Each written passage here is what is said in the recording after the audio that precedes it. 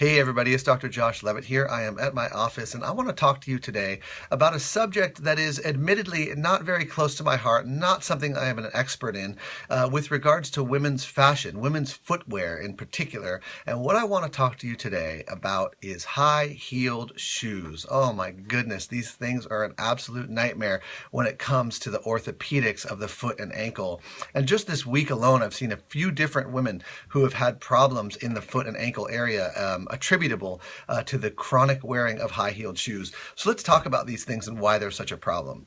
Number one is the heel, of course. The heel, for whatever it does for the increase in height, that little boost in height, and what it does for the shapely look of one's legs. I understand that's a big reason why that they're worn.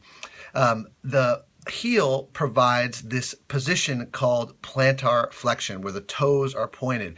And that is just simply not the anatomical position of a foot and ankle during the normal gait in human ambulation. So it's a problem to be plantar flexed all day long. And the foot and the ankle itself can develop all sorts of chronic problems, namely Achilles contracture. So the Achilles tendon at the back of the heel running up into the calf is really what gets compromised in that plantar flexed position when it stays like that for extended periods.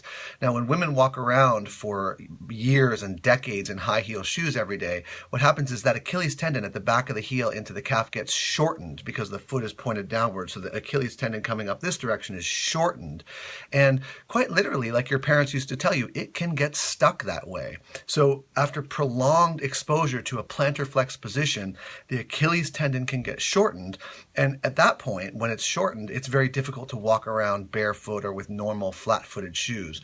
So Achilles contractures and Achilles fibrosis are problem number one, related to the heel itself.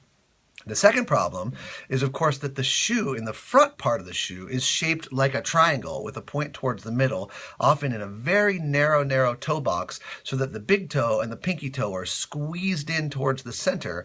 And the front of that shape of that shoe is such a problem because, quite simply, it's just not the shape of a foot.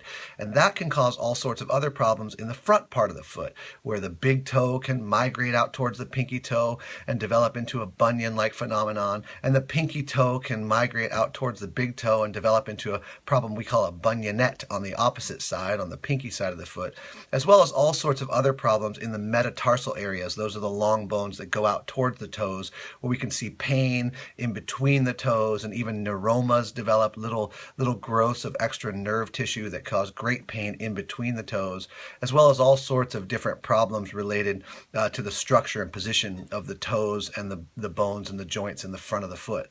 So, as fashionable as they may be and as on trend as they have been forever, from an orthopedic perspective, high heel shoes just make no sense at all. And they are keeping a lot of podiatrists in business. So let's keep the heels really short. Let's keep the toe box in the shape of a foot and take good care. Bye-bye.